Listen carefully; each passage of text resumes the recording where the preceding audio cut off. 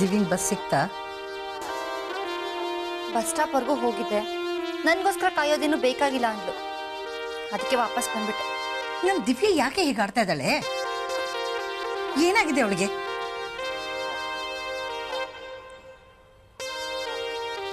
ಅಪ್ಪ, ಯಾಕಪ್ಪ ಒಂಥರ ಇದ್ದೀರಾ? ರೀ, ದಿವ್ಯ ಹೇಳೋದ್ ಮಾತಿಗೆ ನೀವು ಜಾಸ್ತಿ ತಲೆ ಕೆಡಿಸ್ಕೊಳಕ್ ಹೋಗ್ಬೇಡಿ.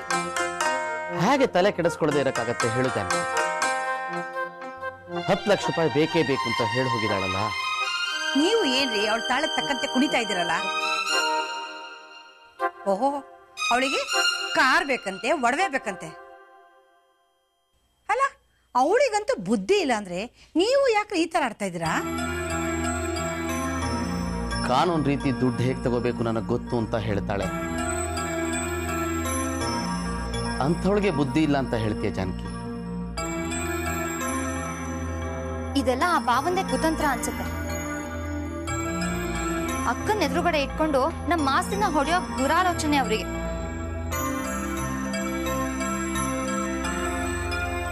ಇದೆಲ್ಲ ಅವರೇ ಹೇಳ್ಕೊಟ್ಟಿರ್ಬೇಕು. ಯಾರು ಏನೇ ಹೇಳ್ಕೊಟ್ಟಿರ್ಬೋದು. ನಮ್ಮ ಪರಿಸ್ಥಿತಿ ಗೊತ್ತಿದ್ದು ನನಗೆ 10 ಲಕ್ಷ ಬೇಕೇ ಬೇಕು ಅಂತ ಹೇಳ್ತೀಯಾಳೆ ಅಂದಮೇಲೆ ಅವಳಿಗೆ ದುಡ್ಡು ಬೇಕು ಅಂತ ಕಾಣುತ್ತೆ. ನಾವೇನಾದ್ರೂ ಮಾಡ್ಲೇಬೇಕಾಗತ್ತೆ. ಇದೇನ್ರಿ ಇದು? ನೀವೀಗಾಗ್ಲೇ ಅವಳು ಮಾತಿಗೆ ಒಪ್ಪಿ ದುಡ್ಡು ಕೊಡ್ಬೇಕು ಅಂತ ತೀರ್ಮಾನ ಮಾಡೋದಾಗಿದೆ. ಏನ್ ಮಾಡುವಂತೀಯ ಜಾನಕಿ? ನನ್ನನ್ನ ಅವಳು ಹುಟ್ಟದಾಗಿಂದ ನಾವು ಅವಳಿಗೆ ಏನು ಮಾಡೇ ಇಲ್ಲ ಅನ್ನೋ ಹಾಗೆ ಮಾತಾಡಿ ಹೋಗ್ಬಿಟ್ಲು. ನಾವು ಅವಳು ಕೊಟ್ಟಿರೋ ಪ್ರೀತಿಗಿಂತ ಕೊಡದೆ ಬಿಟ್ಟಿದ್ದ ದುಡ್ಡೇ ಇವತ್ತು ದೊಡ್ಡದಾಗೋಯ್ತು. ಅಪ್ಪ ಮಗಳ ಸಂಬಂಧ ಬರೀ ಒಂದು ವ್ಯವಹಾರವಾಗೋಯ್ತಲ್ಲ.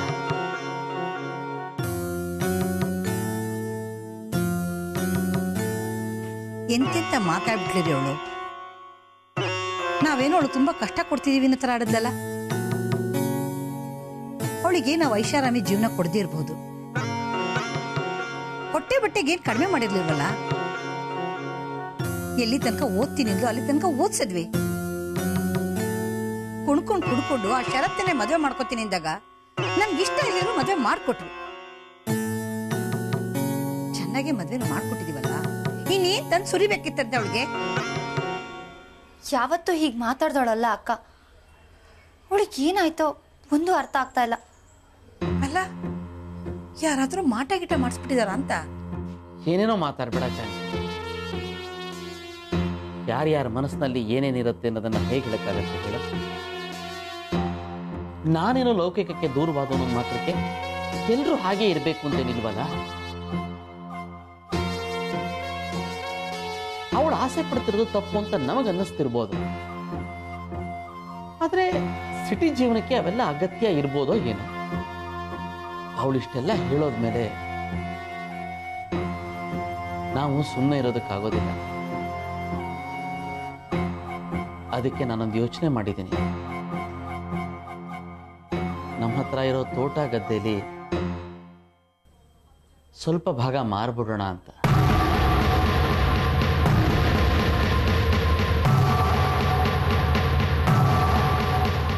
ಏನ್ರಿ ಆಗಿದೆ ನಿಮ್ಗೆ? ಅವಳು ಶೋಕಿಗಳಿಗೋಸ್ಕರ ತೋಟ ಗದ್ದೆ ಮಾರ್ಬಿಡದ? ನೋಡಿ, ಮನೆಯಲ್ಲಿ ಇನ್ನೂ ಶುಭ ಕಾರ್ಯಗಳು ನಡೆಯೋದಿದೆ. ತೋಟ ಬಿಟ್ಟರೆ ನಮಗೆ ಬೇರೆ ಇನ್ನೇನ್ರಿ ಆದಾಯ ಇದೆ? ಬೇಕಿದ್ರೆ ನನಗೆ ಮಾಡ್ಸಿಟ್ಟಿರೋ ಬಂಗಾರನ ಮಾರಿ ಆ ಹಣನ ಅವಳಿಗೆ ಕೊಟ್ಬಿಡೋಣ. ನೀನು ಅವ್ರ ತರನೇ ಮಾತಾಡ್ತಾ ಇದೆಯಲ್ಲೇ, ಅದು ನಿನ್ ಮದ್ವೆಗೆ ಅಂತ ಮಾಡ್ಸಿಟ್ಟಿರೋದು. ಅದನ್ನೆಲ್ಲ ಮಾರಿದ್ರೆ 1 ಲಕ್ಷ ರೂಪಾಯಿ ಬರಲ್ಲ. ನೋಡಿ, ನಿಮಗ್ ಕೈ ಮುಗಿತೀನಿ. ಮನೆ ತೋಟ ಎಲ್ಲ ಮಾರಿ ಅವಳಿಗೆ ಹಣ ಕೊಡ್ಬೇಕಾದಂತ ಅನಿವಾರ್ಯತೆ ಇಲ್ಲ. ದಯವಿಟ್ಟು ಇಂಥ ಆಲೋಚನೆಗಳೆಲ್ಲ ಮಾಡಬೇಡಿ.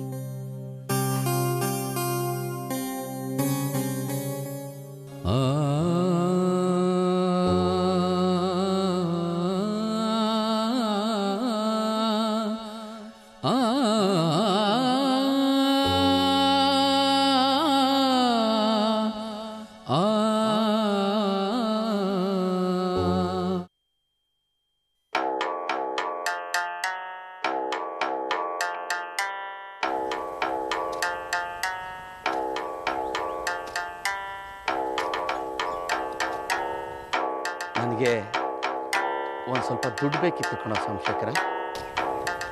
ಎಷ್ಟು ಬೇಕಿತ್ತು? ಒಂದು 10 ಲಕ್ಷ.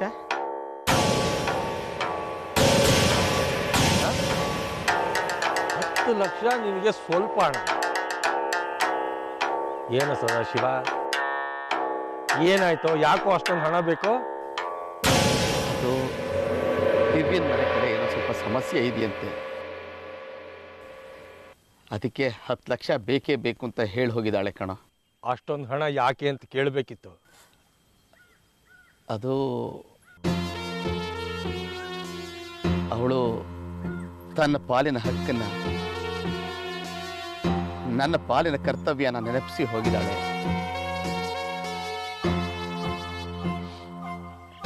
ಅವಳಿಗೆ ನಾನು ಏನು ಹೇಳಲು? ಅಲ್ವೋ ಸದಾಶಿವ, ಈಗ ಏಕದಮ್ 10 ಲಕ್ಷ ರೂಪಾಯಿ ಬೇಕು ಅಂದ್ರೆ ಹೇಗೋ? ಯಾಕೆ ಹಾಗೆ ನಿಲ್ಲಿಸ್ಬಿಟ್ಟೆ? ಅದೇನು ಅಂತ ಹೇಳು. ನಿನ್ನ ಹತ್ರ ಮುಚ್ಚುಮರೆ ಎಂಥದ್ದು? ಸದ್ಯಕ್ಕೆ ಅಷ್ಟೊಂದು ಹಣ ನನ್ನ ಹತ್ರ ಇಲ್ಲ. ಅಲ್ಪ ಸ್ವಲ್ಪ ವ್ಯವಸ್ಥೆ ಮಾಡೋಣ ಅಂದ್ರು ಮನಸ್ಸು ಯಾಕೋ ಕೇಳ್ತಾ ಇಲ್ಲ. ಅಲ್ಲ ಕಣ, ನನ್ನ ಮೇಲೆ ನಿನಗೆ ನಂಬಿಕೆ ಇಲ್ಲ. ಆಗಲ್ಲ. ಮುಂದೆ ದಿವ್ಯನ ಮದುವೆಗೆ ಅಂತ ಹಣ ಖರ್ಚು ಮಾಡಿದಾಗ ಇಷ್ಟೆಲ್ಲ ರಗಳೆ ಹಾಕಿ ನಾನು ನನ್ನ ಮನೆ ಮಗಳು ಅಂತ ಖರ್ಚು ಮಾಡ್ತೀನಿ. ಕಾವ್ಯನು ತುಂಬಾನೇ ಮಾತಾಡ್ತೀನಿ ತನ್ನ ವಯಸ್ಸಿಗೆ ಮೇಲೆ. ಈ ಸಂಕಟದಲ್ಲಿ ಸಂಬಂಧಿಕರಿಗೆ ಸಹಾಯ ಮಾಡಿ ಮುಂದೆ ನಿನ್ನ ಸಂಬಂಧ ಹಾಳಾಗಬಾರ್ದು. ಅದಕ್ಕೆ ಸದಾಶಿವ, ಯಾವುದೇ ಕಾರಣಕ್ಕೂ ನಾನು ನಿನ್ನ ಕಳ್ಕೊಳ್ಳೋದಕ್ಕೆ ಇಷ್ಟಪಡೋದು. ಮಾತು ಕೇಳಿ ನಿನ್ನ ಮನಸ್ಸಿಗೆ ನೋವು ಮಾಡಬೇಕು ಅಂತ ನಾನು ಈ ಮಾತು ಹೇಳಲಿಲ್ಲ. ಆದರೆ ಈ ವಿಷಯಕ್ಕೆ ಸಂಬಂಧವಾಗಿ ಕಾವ್ಯ ಚಂದ್ರನ ಜೊತೆ ಸೇರಿಕೊಂಡು ಊರಲ್ಲಿ ಎಷ್ಟೆಲ್ಲ ರಗಳೆ ಮಾಡಿದ್ಲು ನಿಮಗೆ ಗೊತ್ತಲ್ಲ? ಹ್ಞೂ ಕಣ, ಆ ವಿಚಾರ ಕೇಳಿ ನನಗೂ ಬಹಳ ಬೇಜಾರಾಯ್ತು. ನೀನು ಕೊಡ್ಬೇಕಾದ ದುಡ್ಡನ್ನ ನಾನು ಲೆಕ್ಕದಲ್ಲಿ ಇಟ್ಟಿದ್ದೀನಿ ಕಣ, ಕೊಟ್ಬಿಡ್ತೀನಿ. ಯಾವಾಗ ಅಂತ ಗೊತ್ತಿಲ್ಲ, ಯಾಕಂದ್ರೆ ಮನೇಲಿ ಹಣ ಬಿದ್ಮೇಲೆ ತೋಟದ ಕೆಲಸಕ್ಕೆ ಯಾರು ಬರ್ತಾ ಇಲ್ಲ. ಆದ್ರೆ ನಿನ್ನ ಹಣ ನಿನಗೆ ವಾಪಸ್ ಕೊಟ್ಬಿಡ್ತೀನಿ ಕಣ. ಅದೇ ರೀತಿ ಈ ಸಲ ಒಂದು ಉಪಕಾರ ಮಾಡೋ. ನೋಡೋ ಸೋಮಶೇಖರ, ನೀನು ನನಗೆ ಹಣ ಕೊಡ್ತಾ ಇರೋ ವಿಚಾರನ ಬೇರೆ ಯಾರಿಗೂ ತಿಳಿಸೋದಿಲ್ಲ. ನಿನ್ನ ಮಧ್ಯೆ ಮಾತ್ರ ಇರುತ್ತೆ.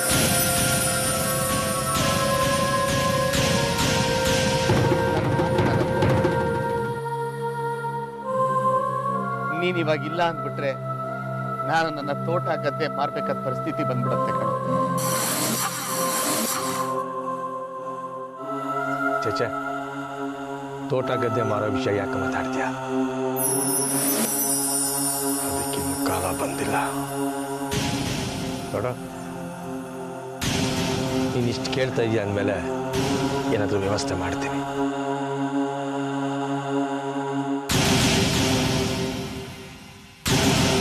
ಹತ್ತು ಲಕ್ಷ ಎಲ್ಲ ಆಗಲ್ವಾ? 5 ಲಕ್ಷ ಕೊಡ್ತೇನೆ. ಇನ್ನೊಂದು 5 ಲಕ್ಷಕ್ಕೆ ಸ್ವಲ್ಪ ಟೈಮ್ ಬೇಕಪ್ಪ. ಆದರೆ ಅವಳು 10 ಲಕ್ಷ ಬೇಕೇ ಬೇಕು. ನಾನು ಅವಳ ಹತ್ರ ಮಾತಾಡ್ತೀನ. ಸದ್ಯಕ್ಕೆ ಅಷ್ಟು ಕೊಡು, ಆಮೇಲೆ ನೋಡೋಣ.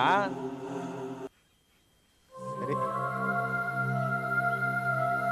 ಸೋಮಶೇಖರ, ನಿನ್ನ ಉಪಕಾರಕ್ಕೆ ಹೇಗೆ ಕೃತಜ್ಞತೆ ಹೇಳಬೇಕು ಅಂತ ನಂಗೆ ಗೊತ್ತಾಗ್ತಿಲ್ಲ ಕಣ. ಅದೆಲ್ಲ ಏನು ಬೇಕಾಗಿಲ್ಲ. ಇದರಿಂದ ನನಗೆ ತೊಂದರೆ ಆಗದಿದ್ರೆ ಅಷ್ಟೇ ಸಾಕು. ಇಲ್ಲ ಕಣ, ಈ ಸಲ ನಿನಗೆ ತೊಂದರೆ ಆಗೋದಿಲ್ಲ. ನಿನ್ ದುಡ್ಡಿಗೂ ಮೋಸ ಆಗಲ್ಲ ಕಣ. ನಾನು ಮಾತು ಕೊಡ್ತಾ ಇದ್ದೀನಿ. ಬೇಕಾದ್ರೆ ಈ ಸಲ ನೀನು ಕೊಡೋ ದುಡ್ಡಿಗೂ ಸೇರಿಸಿ ಹೊಸದಾಗ ಒಂದು ಪತ್ರ ಬರೆಸು. ನಾನು ದುಡ್ಡು ಮಾಡ್ತೀನಿ ಕಣ. ಅದೆಲ್ಲ ಏನು ಬೇಕಾಗಿಲ್ಲ. ನೀನು ಮಾತು ಯಾವಾಗ ಬೇಕಾಗುತ್ತೆ? ದಿವ್ಯಂಗೆ ಫೋನ್ ಮಾಡಿ ಹೇಳ್ತೀನಿ, ಆಮೇಲೆ ನಿನಗೆ ಹೇಳ್ತೀನಿ. ಆಯ್ತು, ವ್ಯವಸ್ಥೆ ಮಾಡಿ. ನಾನು ಬರ್ತೀನಿ ಕಣ. ನಿನ್ನಿಂದ ತುಂಬ ದೊಡ್ಡ ಉಪಕಾರ ಆಯಿತು ಕಣ. ಹೌದಾ?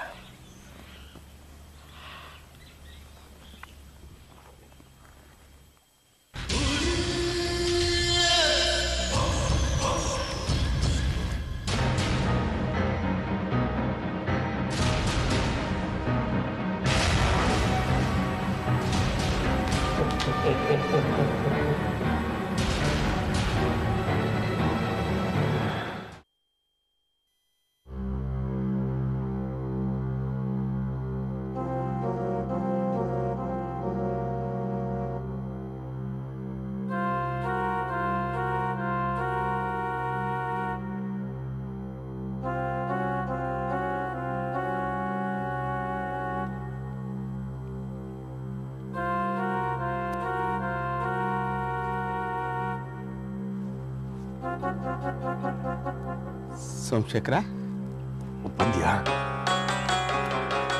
ದಿವ್ಯಾ ಎಲ್ಲಿ? ಅಲ್ಲಿ ಕೂತಿದ್ದಾಳೆ. ಮಾತಾಡ್ತೀಯ ನನ್ನ ಹತ್ರ? ಮಾತಾಡ್ತ, ತುಂಬಾನೇ ಹೊರಟಾಗಿ ಮಾತಾಡಿದ್ಲು. ನೀನು ಹೇಳ್ದಾಗೆ ಏನೋ ಆಗ್ಬಿಟ್ಟಿದೆ ಅವಳಿಗೆ. ನೋಡ, ನೀನು ಅವಳ ಹತ್ರ ಏನೇನೋ ಮಾತಾಡಕ್ ಹೋಗ್ಬೇಡ. ಅರ್ಥ ಆಯ್ತಲ್ಲ? ಈ ಹಣ ನಾನೇ ನೀನು ಕೊಟ್ಟಿರೋದು ಅಂತಲೂ ಹೇಳಿಲ್ಲ. ನೀನು ಹೇಳಕ್ ಹೋಗ್ಬೇಡ. ಅದ್ ಸರಿ, ನಮ್ಮನೆಗೂ ಬರ್ದೆ, ನಿಮ್ಮನೆಗೂ ಬರ್ದೆ. ಏನೋ ಇದು, ಎಲ್ಲೋ ಬಂದು ಅವಳಿಗೆ ಹಣ ಕೊಡ್ಬೇಕು. ಏನಿದ್ ವ್ಯವಹಾರನ? ಏನೋ ನೀನು ಈಗಿರೋ ಮನೆಗೆ ಬರೋದಕ್ಕೆ ಅವಳಿಗೆ ಇಷ್ಟ ಇಲ್ಲ ಅನ್ಸುತ್ತೆ. ನಿಮ್ಮಪ್ಪನ್ನ ನನ್ನ ಮನೆಗೆ ಕರೆಸ್ತೀನಿ, ನಮ್ಮ ಮನೇಲೆ ಮಾತಾಡೋಣ ಬಾಮ್ಮ ಅಂದೆ. ಅಲ್ಗೂ ಬರಲ್ಲ ನಾನು ಅಂದ್ಬಿಟ್ಲಯ್ಯ. ಸಣ್ಣ ಸಣ್ಣ ವಿಷಯಕ್ಕೂ ತುಂಬಾ ಹಠ ಮಾಡ್ತಾಳೆ. ಹೋಗು, ಮಾತಾಡ್ಸು.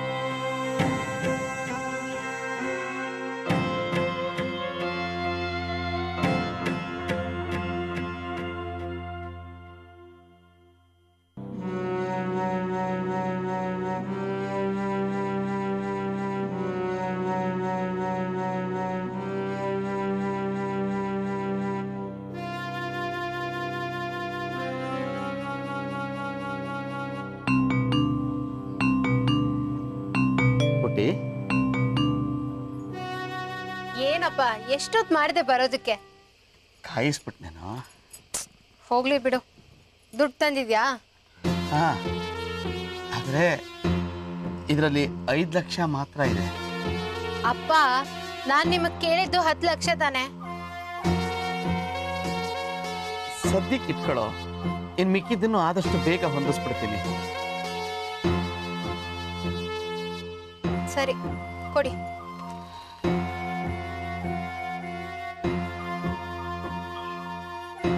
ಸರಿ ಅಪ್ಪ, ನಾನು ಬರ್ತೀನಿ.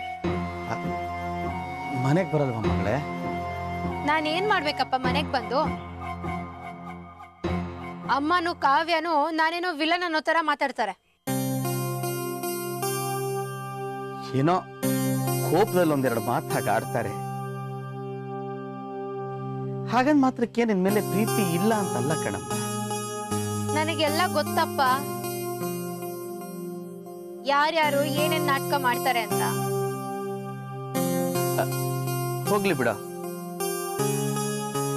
ನನಗಂತೂ ನಿನ್ ಬಗ್ಗೆ ಏನು ಬೇಸರ ಇಲ್ಲ ಕಣ. ನೋಡು ಪುಟಿ, ನೀ ನನ್ನ ದುಡ್ಡು ಕೇಳದೆ ಅಂತ ನಿನ್ ಬಗ್ಗೆ ನನಗೇನು ದ್ವೇಷ ಬಂದ್ಬಿಡಲ್ಲ, ಅಥವಾ ನಮ್ಮಿಬ್ರು ಸಂಬಂಧ ಏನ್ ಕಳೆದು ಹೋಗ್ಬಿಡಲ್ಲ ಕಣ. ನೋಡು, ದುಡ್ಡಿಗಿಂತ ರಕ್ತ ಸಂಬಂಧ ದೊಡ್ಡದು ಕಣ. ನೀನು ಮನೆಗೆ ಬಂದು ಅಪ್ಪ ಅಂತ ನನ್ನ ಹತ್ರ 4 ಮಾತಾಡಿ 4 ದಿನ ಎಲ್ಲರ ಜೊತೆ ನಗನಗತಾ ಇದ್ದು ಹೋಗ್ಬಿಟ್ರೆ ನಾವೆಲ್ಲ ನಮ್ಮ ದುಃಖ ಮರೆತು ಬಿಡ್ತೀವಿ. ಪುರುಷ ರೂಪದಲ್ಲಿ ನೋಡು, ದುಡ್ಡು ಕೇಳಿ ಏನೋ ಅಪರಾಧ ಮಾಡ್ಬಿಟ್ಟೆ ಅಂತ ಅಂದ್ಕೊಂಡು ಮನೆಗೆ ಬರೋದನ್ನ ನಿಲ್ಸ್ಕೊಳ್ಬೇಡ ಕಣೋ. ಭೀಕರ ಕನಸಲಿ ಧ್ವನಿಯೂ ಹೊರಡದ ಅಪ್ಪ, ಶೋಕರ ನನಗೇನೋ ನಾನು ದುಡ್ಡು ಕೇಳಿ ಅಪರಾಧ ಮಾಡ್ಬಿಟ್ಟೆ ಅಂತ ಅನ್ನಿಸ್ತಾ ಇಲ್ಲ. ಪದೇ ಪದೇ ಅದನ್ನ ಹೇಳಿ ಗಿಲ್ಟಿ ಫೀಲಿಂಗ್ ತರಿಸ್ಬೇಡಿ. ಆಮೇಲೆ ನನಗ್ ಬರ್ಬೇಕು ಅನ್ನಿಸ್ದಾಗ ಬರ್ತೀನಿ, ಬಲವಂತ ಮಾಡ್ಬೇಡಿ. ಭಾರವು ಕಣ್ಣ ಕೊನೆಯಲಿ ನೀರಧಾರೆಯಾಗಿ ಇಳಿಯುತ್ತಿರಲಿಲ್ಲ, ಭೂಮಿಗಳು ಚಿಕ್ಕಪ್ಪ ಹೊರಡಣ್ವಾ?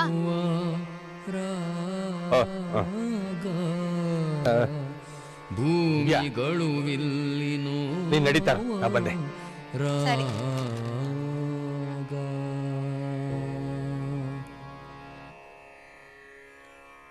ಸಸಗಮದ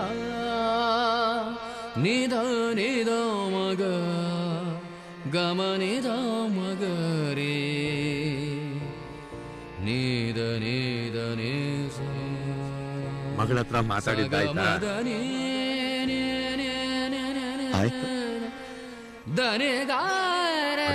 ಇನ್ನೂ ಬೇಜಾರಲ್ಲಿದ್ಯಾ? ಅವಳು ಮನೆಗೆ ಬರಲ್ಲ ಅಂದ್ಬಿಟ್ಲು ಕಣೋ. ಯಾಕೆ ಬೇಜಾರು ಮಾಡ್ಕೊಂಡು ಎಷ್ಟೇ ಆದ್ರೂ ಅವಳು ನಿನ್ ಮಗಳು. ಪರಿಸ್ಥಿತಿ ಹಾಗಾಗಿ ಇವತ್ತಿಲ್ಲ ನಾಳೆ ಬಂದೇ ಬರ್ತಾಳೆ. ಅವಳು ದುಡ್ಡು ಕೇಳಿದ್ಲು ಅಂತ ನಿನ್ಗೇನಾದ್ರೂ ಬೇಜಾರಾಯ್ತಾ? ಖಂಡಿತ ಇಲ್ಲ ಕಣ. ಅವಳು ಸಂತೋಷವಾಗಿದ್ರೆ ನನಗಷ್ಟೇ ಸಾಕು. ಸೋಮಶೇಖರ ನನ್ನ ಹತ್ರ ಕೊಡೋದಿಕ್ಕೆ ಅಂತ ಲಕ್ಷಗಟ್ಟಲೆ ಇಲ್ಲ. ಇಲ್ದೆ ಹೋಗಿದ್ರೆ ಅವಳು ಎಷ್ಟು ಕೇಳ್ತಾಳೋ ಅಷ್ಟು ಕೊಟ್ಬಿಡ್ತಾ ಇದ್ದೆ. ನನಗೆ ನನ್ನ ಮಗಳು ಬೇಕು ಕಣೋ. ಅವಳ ಪ್ರೀತಿ, ಅವಳ ನಗು ಮುಂದೆ ದುಡ್ಡು ಏನು ಅಲ್ಲ ಕಣೋ.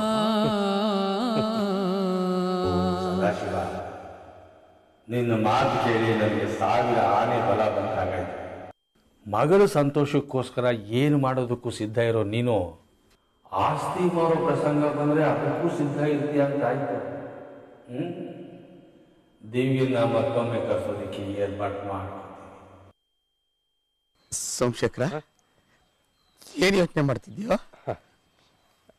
ಏನಿಲ್ಲ, ಅವಳೊಬ್ಳೆ ಹೋಗ್ತೀಯಾಳೆ, ಹೊರಟ್ಬಿಡ.